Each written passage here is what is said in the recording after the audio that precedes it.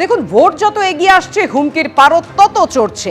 এবার বাড়ির দেওয়ালে পদ্মফুলের প্রতীক না মুছলে লক্ষ্মীর ভান্ডার বন্ধ করে দেওয়া হবে, এমনই হুমকি মেমারির তৃণমূল নেত্রী গীতা দাসের।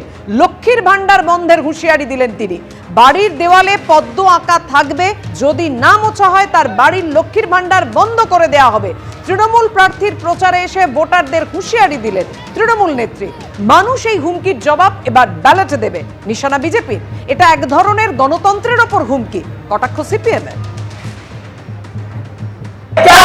বিজেপি বন্ধ হয়ে গেছে, তাকে গিয়ে বলবো যে তোমার দেয়ালে বন্ধ হয়ে গেছে, তোমার বাড়ির লোক ভাই লক্ষ্মীর ভান্ডার নেয় না, বিনা পয়সা রেশন খায় না, তোমার দেয়ালে কেন পদ্ম আঁকতে দিয়েছো?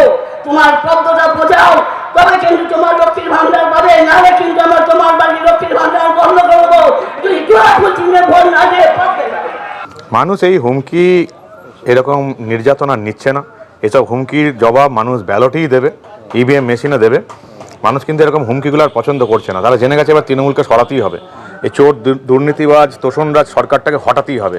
ফলে যে সমস্ত তৃণমূল নেতা নেত্রীরা এখনও হুমকি দিয়ে যাচ্ছেন তারা একটু সাবধান হয়ে যান, কারণ এরপরে সরকার তো পাল্টে যাবে, ফলে মানুষই তাদের দেখে নেবে। মোথাবাড়ির ঘটনা আজকে একদিকে যেমন কড়া পর্যবেক্ষণ সুপ্রিম কোর্টের, একই সঙ্গে এনআইএ কে এই ঘটনা তদন্তভার আজকে দিয়েছে সর্বোচ্চ আদালত। আর এই নিয়েই কথা বলবো এই মুহূর্তে। নিউজ রুমে আমাদের সঙ্গে রয়েছেন প্রতিনিধি অতনু হালদার। অতনু, এর আগের দিনে আমরা দেখেছিলাম সর্বোচ্চ আদালত জানিয়ে দিয়েছিল যে কারা তদন্ত করবে সেই সিদ্ধান্ত নেবে নির্বাচন কমিশন। প্রাথমিক পর্যায়ে এনআইএ তদন্ত করে, রিপোর্ট পেশ হয় এবং তারপরে আজকে একেবারে তদন্তভার এনআইএ কে দিয়ে দেওয়া হলো। দেখো, একবারই এনআইএ কে তদন্তভার দেওয়া হয়েছে এবং আজকে এনআইএ কে যখন তদন্তভার দেওয়া হচ্ছে তখন এনআইএ সুপ্রিম কোর্টে প্রথম দিকে এই তদন্তভার তারা নেবেন কিনা তা নিয়ে সুপ্রিম কোর্টে প্রশ্ন তোলেন যে সমস্ত অফেন্সের তদন্ত তারা করেন। মানে আমরা তো জানি যে এনআইএ তৈরি হয়েছে মূলত টেরোরিজম অ্যাক্টিভিটি সেইটাকে প্রতিহত করার জন্য। ফলে তারা যে ধরনের ঘটনার তদন্ত করেন সেই ধরনের অফেন্সের মধ্যে এখানে সেরকম কোনো অফেন্স তারা পাচ্ছেন না। তাতে সুপ্রিম কোর্ট বলে যে আমরা বললে তো কোনো অসুবিধে নেই, অর্থাৎ সুপ্রিম কোর্ট নির্দেশ দিলে কোনো অসুবিধা নেই, সেক্ষেত্রে সুপ্রিম কোর্টের নির্দেশে এনআইএ তদন্ত করতে পারবে। তখন এনআইএ এই তদন্তভার তুলে নেয় এবং সুপ্রিম কোর্ট এখানে বলার ক্ষেত্রে যেটা অত্যন্ত গুরুত্বপূর্ণ যে যাদেরকে গ্রেপ্তার করেছে রাজ্য পুলিশ এই মামলায় প্রত্যেককে জুডিশিয়াল কাস্টাডিতে পাঠিয়ে দিতে হবে এবং তারপর এনআইএ সেখান থেকে তাদেরকে নিজেদের কাস্টাডিতে নেওয়ার জন্য আবেদন জানাবে।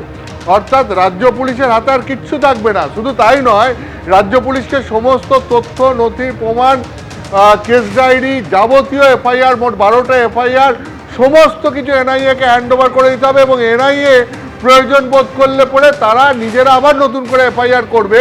তার কারণ তুমি জানো, এই মালদার পাশের জেলা মুর্শিদাবাদই কয়েকদিন আগে বেলডাঙ্গাতে ঘটে যাওয়া একটা অশান্তির ঘটনায় এনআইএ তদন্তের নির্দেশ দেয় কলকাতা হাইকোর্ট এবং তারপরেও রীতিমতো টালবাহানা করে রাজ্য সরকার, রাজ্য পুলিশ প্রশাসন এনআইএর হাতে তথ্য প্রমাণ তুলে দিতে। শেষ পর্যন্ত সুপ্রিম কোর্টের হস্তক্ষেপে আবার সমস্ত তথ্য প্রমাণ নথিপত্র সব এনআইএর হাতে হ্যান্ডওভার করে রাজ্য পুলিশ প্রশাসন।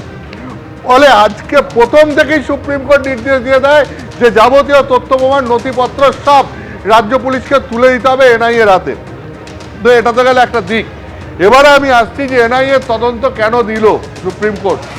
সুপ্রিম কোর্ট তার অবজারভেশনে বলছে যে এখানে যেহেতু মূল অভিযোগটা হচ্ছে স্থানীয় পুলিশ এবং রাজ্য প্রশাসনের বিরুদ্ধে, সেই কারণে এনআইএকে দিয়ে এটা তদন্ত করানোর সিদ্ধান্ত সুপ্রিম কোর্ট দিচ্ছে।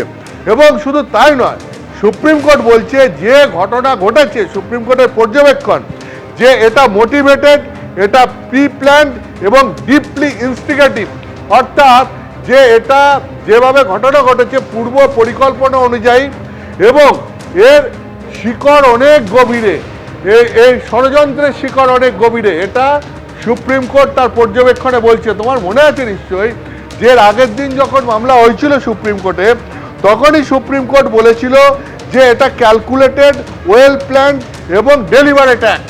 এবং আজকেও সুপ্রিম কোর্ট বলল যে এটা একদম পূর্ব পরিকল্পিত এবং এর শিকড় অনেক গভীরে।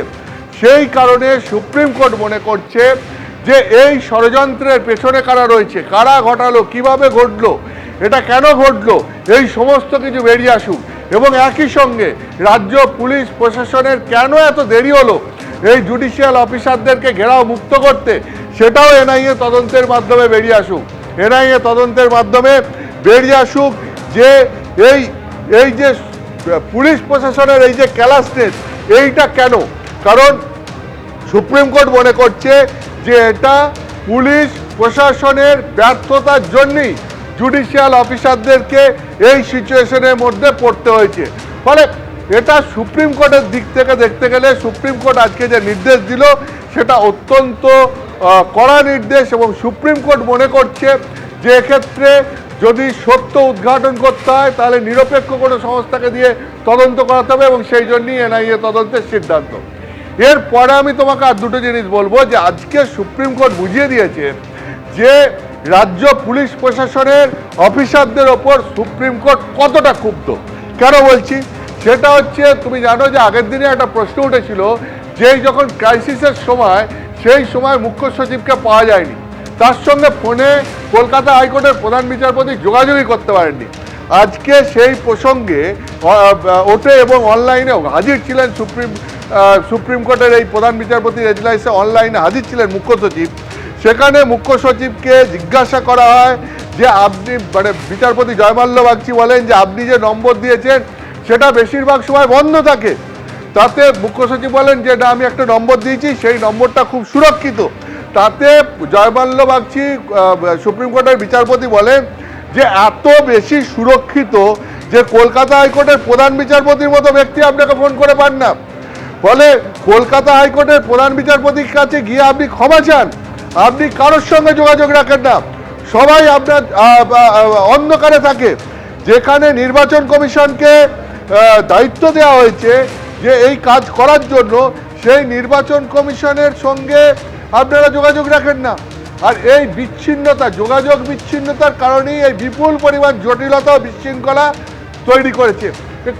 মানে এখানে তিনি বিশ্বাসযোগ্যতা নিয়ে প্রশ্ন তুলেছেন এবং বলেছেন যে আমরা কি এটা ধরে নেব রাজ্য রাজনীতি রাজ্যের সচিব পর্যায়ে প্রবেশ করেছে, অর্থাৎ সেক্রেটারিয়েট, স্টেট সেক্রেটারিয়েট যার মধ্যে রাজনীতি থাকা উচিত নয়, যারা প্রশাসনকে চালায়। আজকে সুপ্রিম কোর্ট এই প্রশ্ন করছে যে আমরা কি ধরে নেব যে রাজ্য রাজনীতিও এই স্টেট সেক্রেটারিয়েটের মধ্যে প্রবেশ করেছে। ঠিক একইভাবে এখানে যেরকম প্রশাসনের ভূমিকা নিয়ে প্রশ্ন তোলা হয়েছে, ঠিক একইভাবে আমি তোমাকে বলছি পুলিশের ভূমিকা নিয়েও প্রশ্ন তোলা হয়েছে। তার কারণ সুপ্রিম কোর্ট মনে করছে যে এই পুলিশ যদি আরও আগে ব্যবস্থা নিত, লোকাল পুলিশ যদি সঠিক সময়ে অ্যাক্টিভ হতো, তাহলে পরে এই ঘটনা অ্যাভয়েড করা যেত। তো এইটা হচ্ছে আজকে মূলত সুপ্রিম কোর্টের পর্যবেক্ষণ এবং রায়, যে কারণে সুপ্রিম কোর্ট এই ঘটনায় এনআইএ তদন্তের নির্দেশ দিল। একেবারেই সঙ্গে থাকা অতনু। এবিপি আনন্দ এগিয়ে থাকে, এগিয়ে রাখে।